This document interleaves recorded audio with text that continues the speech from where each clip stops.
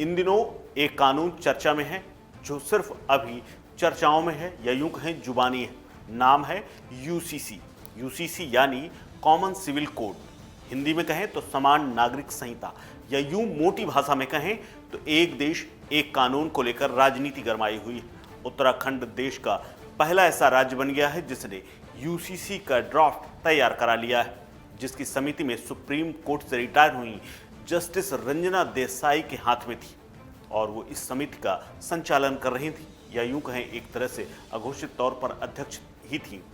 अब बिल तैयार हो गया है। सरकार का दावा है कि वो जल्द ही इसे लागू कर देगी। इसके बाद मध्य प्रदेश और अन्य राज्य भी उत्तराखंड की भांति ही उन्हीं के ड्राफ्ट के आधार पर एक अपना नया कानून लागू करने की स्थिति में हो जाएंगे।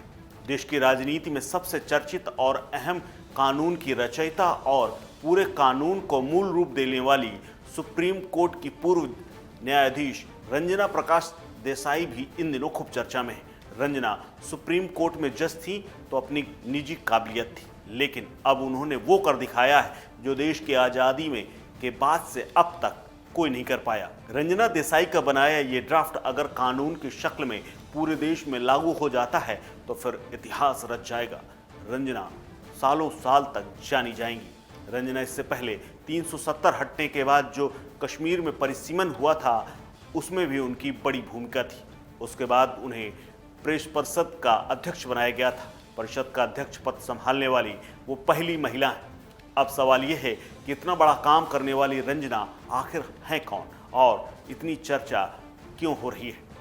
सुप्रीम कोर्ट से रिटायर न्यायाधीश रंजना देसाई इस वक्त यानी मौजूदा वक्त में भारतीय प्रेस परिषद की अध्यक्ष, जिनका पूरा नाम रंजना प्रकाश देसाई है, और उन्हें पूर्व उपराष्ट्रपति एम वेंकैया नायडू, लोकसभा अध्यक्ष ओम बिरला और प्रेस काउंसिल के सदस्य रहे प्रकाश दुबे की एक समिति ने प्रेस काउंसिल के अध्यक्ष के रूप में उनके नाम को मंजूरी दी थी और ये पद उन्होंने संभाला था।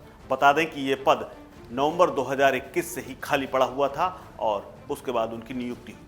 रंजना का जन्म 30 अक्टूबर 1949 को हुआ, यानी आज़ादी के बाद। उन्होंने 1970 में इल्फिसेंट कॉलेज मुंबई से बीए किया और फिर 1973 में गवर्नमेंट लॉ कॉलेज मुंबई से कानून से स्नातक यानी बीए एलएलबी की परीक्षा पास की।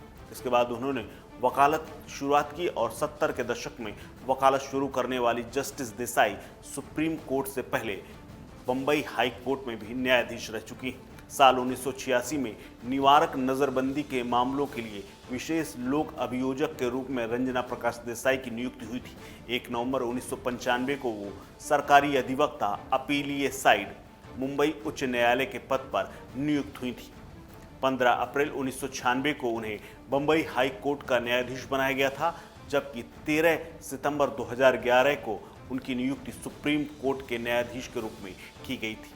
29 अक्टूबर 2014 तक वो इस पद पर रहीं और कई महत्वपूर्ण फैसलों के लिए जस्टिस रंजना देसाई की चर्चा होती रही। सुप्रीम कोर्ट से रिटायर होने के बाद उन्हें विद्युत अपील न्यायाधिकरण का अध्यक्ष बनाया गया और कार्यकाल पूरा होने के बाद एडवांस रूलिंग प्राधिकरण का, यानी जो कि आयकर के मामलों को देखता है, उसका अध्यक्ष पद संभाला। केंद्र शासित प्रदेश जम्मू कश्मीर की विधानसभा क्षेत्रों को फिर से बनाने निर्धारित करने के लिए सरकार ने जिस परिसीमन आयोग का गठन किया था, जस्टिस देसाई जम्मू कश्मीर परिसीमन आयोग की अध्यक्ष भी बनाई गई थी। उन्होंने ही उसका बाकायदा बाद में बंटवारा किया। अब उन्होंने उत्तराखंड सरकार के लिए समान नागरिक संहिता यानी यूनिफॉर्म सिविल कोड लागू करने के लिए जो ड्राफ्टिंग कमेटी बनी थी उसको भी उन्होंने लीड किया और अब वो ड्राफ्ट बनकर तैयार हो गया है, जो अपने आप में एक बड़ी उपलब्धि है, साथ ही ऐतिहासिक भी, जो कि देश में अन्य राज्यों के लिए भी एक बहुत बड़ी उपलब्धि होगी, क्योंकि वो इसी ड्राफ्ट से वो सीखेंगे और हूबहू इसको आगे लागू करने की कोशिश करेंगे। इस खबर में फिलहाल इतना ही। अपडेट्स के लिए बने रहिए वन इंडिया हिंदी के साथ। नमस्कार।